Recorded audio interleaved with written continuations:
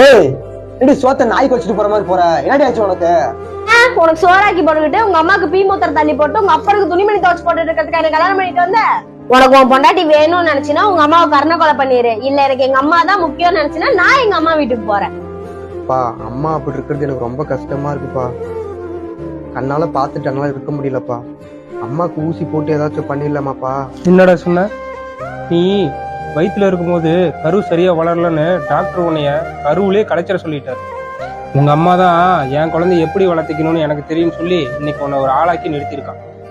அவளை போய் கருணை கொலை பண்ணணும்னு உனக்கு எப்படிடா மனசு வந்துச்சு? நீங்க 2 பேர் இருக்கிறனால எங்க 2 பேருக்கும் சண்டை வந்துட்டு இருக்குது.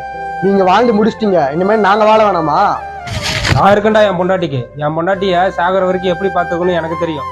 நீ போய் உன் பொண்டாட்டி கூட சந்தோஷமா இரு. நாங்க வேணா வெளியே போயிடுறோம்.